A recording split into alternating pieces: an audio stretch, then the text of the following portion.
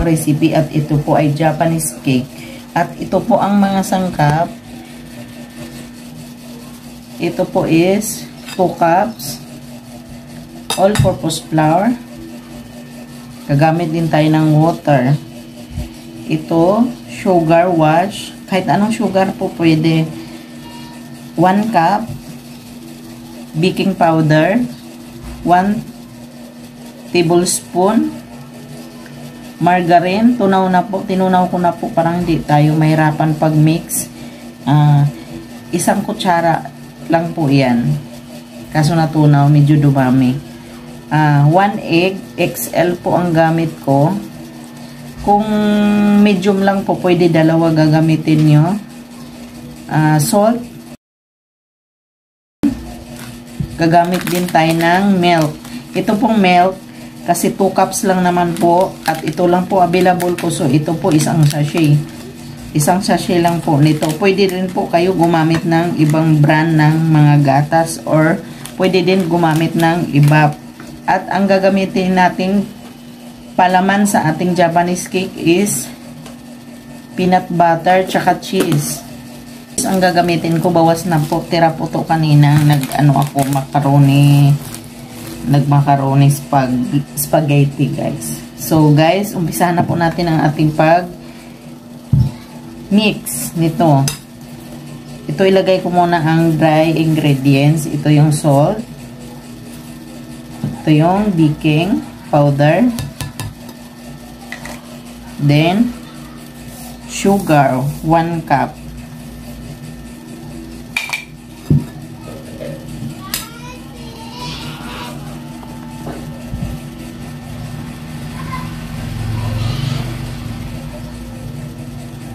Haluin ko muna.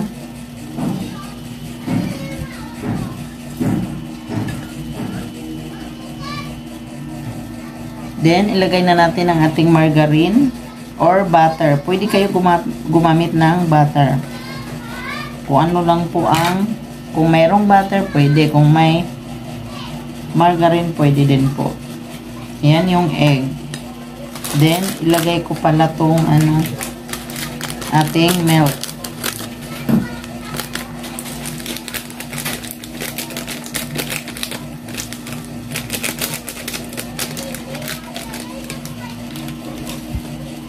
So, gagamit tayo ng water, guys. 2 cup po yan. Ang ating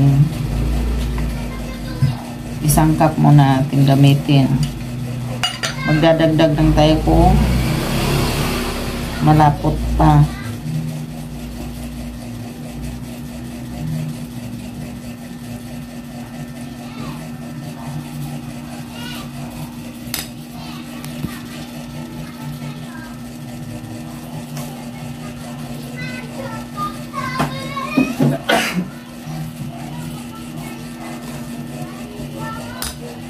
Mag-add tayo ng 1 cup.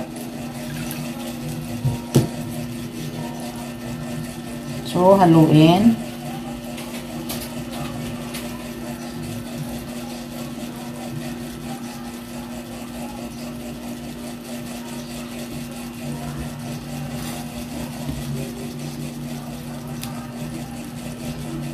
At saka, pampabango, guys.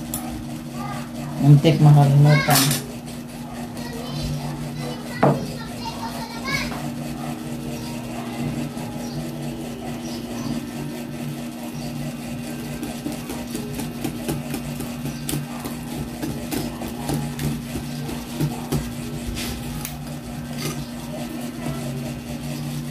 May patata kayo, ano, Ate Ilsa? Wala na. Wala na sila patata dito.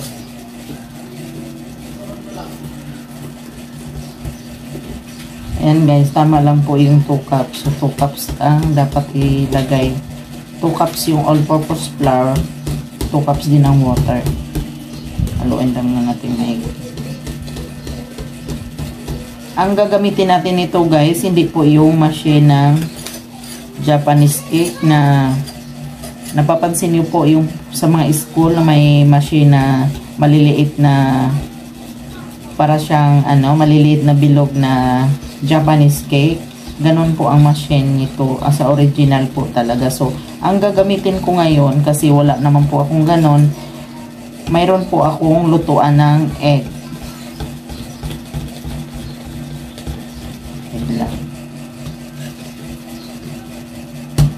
Kasi wala naman po akong machine na panglutuan ng Japanese cake.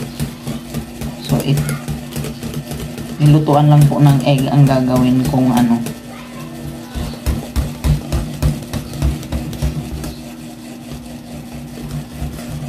Oh, okay na po yan.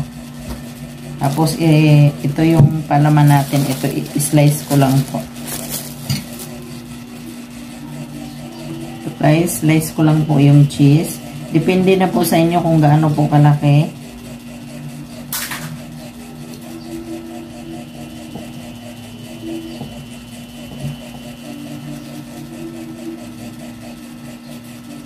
Ayan.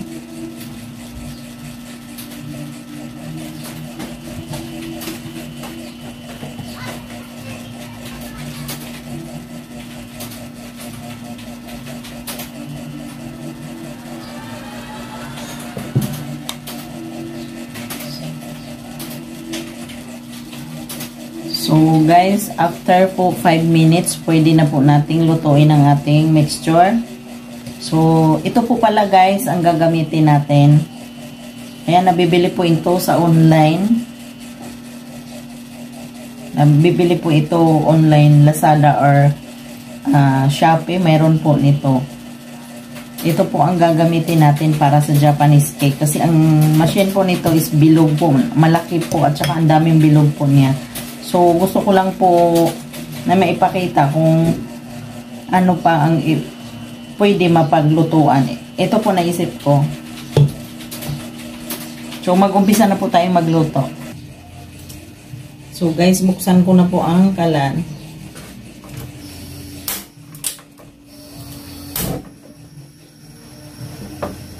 Ayan. Initin lang po natin sa mahinang apoy. Kasi masusunog po.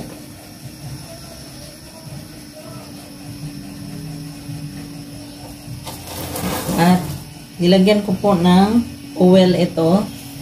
Tapos punasan lang po natin ng oil or margarine. Para lang pong hindi dumikit. Gilid-gilid.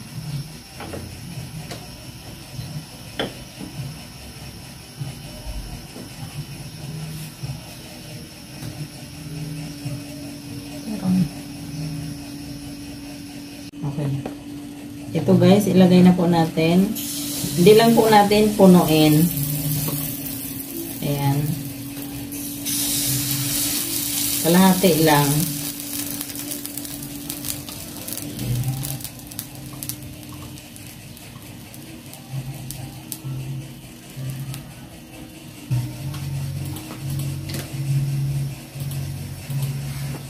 Ayan guys, umaalsa na po siya. Ayan.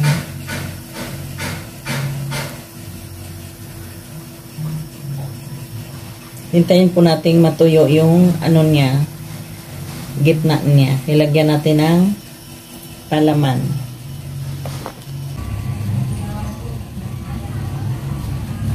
So ayan guys, tuyo na po. So medyo butasan lang natin yung gitna para may malagyan ng palaman. Yan.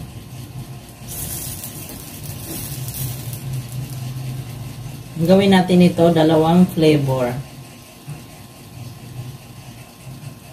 Ayan. Medyo, lagyan mo lang ng space.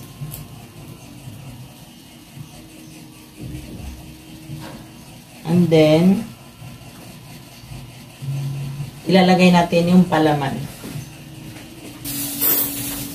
Ilalagay ko lang po itong cheese sa gitna. Ayan. Ah, sige, cheese muna. Tapos mamaya, peanut. So, tandaanin lang natin siyang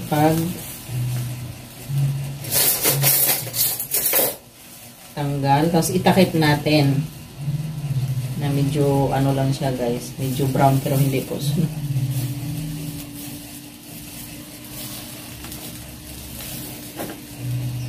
Ayan.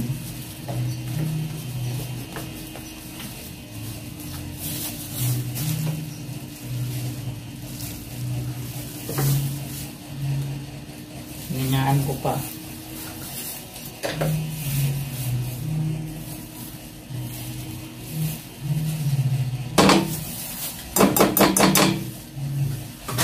Tapos maglagay na naman tayo ulit. Kalahati lang.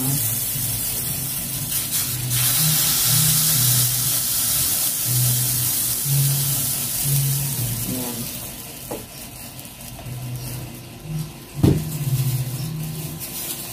Tapos ito guys, babalik na rin po natin. Pero pwede po hindi na baliktarin kasi luto naman kabila nito eh. Yan, luto na po yan. Kasi dry na po siya guys. Yung gitna.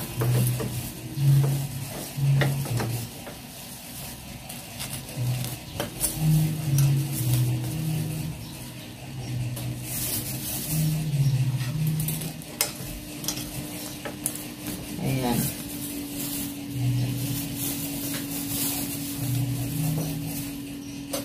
Dahon. Yan, luto na po to guys.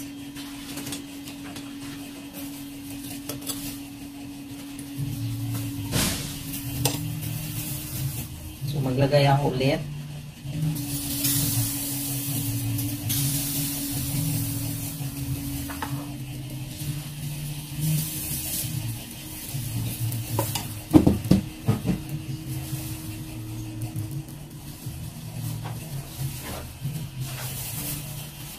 Yung gitna.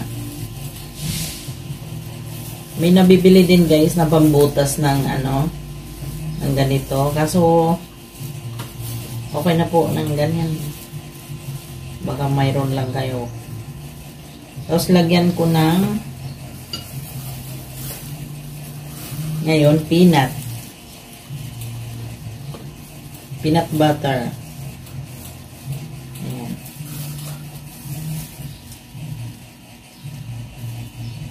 Isa lang pala po na guys. Kasi yung kabila basa pa.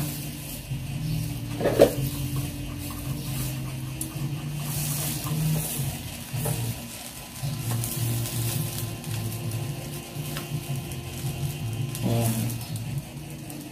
Takip.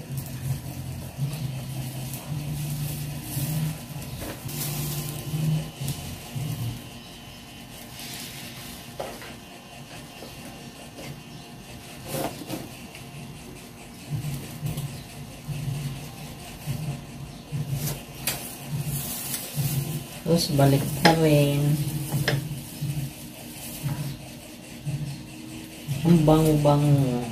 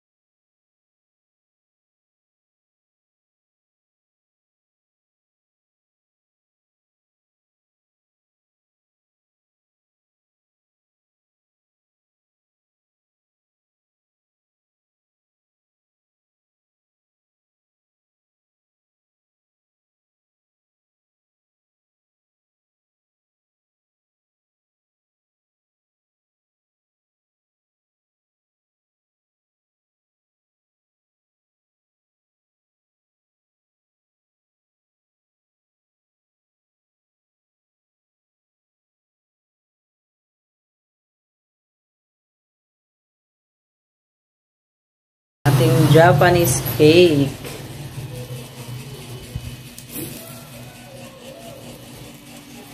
Ba, sarap-sarap po. Pwede po siya pang merienda, pang negosyo, pang handaan. Pwede niyo ihanda sa inyong mesa kung may mga handaan kayo. Lalo na palapit na po ang Pasko. Pwede po pa-order niyo po sa online. Ayan guys. Sana magustuhan niyo po ang video na to. Ang ating recipe for today. Pag negosyo. Ayan po guys. Ang bintahan ko po niyan. Pag talagang pinuno ko po yung bilog niya. Bawat bilog. Medyo malaki po kasi. 20 po ang bintahan ng aking asawa doon sa trabaho niya. Pero kayo po ang bahala. Ang akin po dito. Kasi medyo maliit po to. Pwede po siya sa 12 pesos to 15 pesos. Kasi hindi, kalahati lang po ang paglagay ko. Malaki po siya guys pag punuin mo po yung bilog na ano niya, yung nilutuan ko po kanina na lutuan ng egg. Malaki po siya. Yung isang piraso busog na po kayo kumakain nyo. So kayo na po ang bahala mag-costing kung kanya-kanya pong costing tayo guys kasi depende naman po sa lugar natin.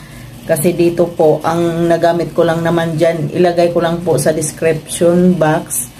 Ang nagamit ko dyan na ingredients, all-purpose flour, 2 cup lang naman po. So, ayan lang po ang ating naluto at nakain po namin yung isang peraso na sample guys. So, sana magustuhan nyo.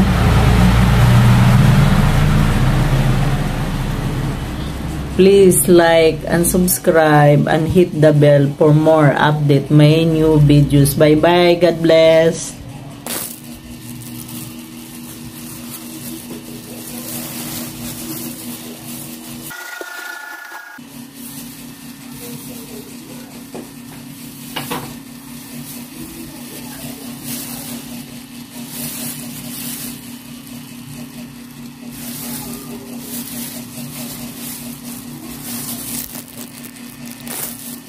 Ito po guys, yung cheese. Ayan. At ito naman po yung peanut. Ayan. Ni-slice ko lang po. Yummy.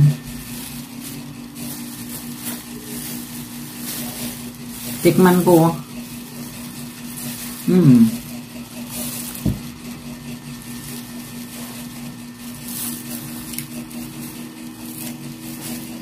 Ito po yung cheese.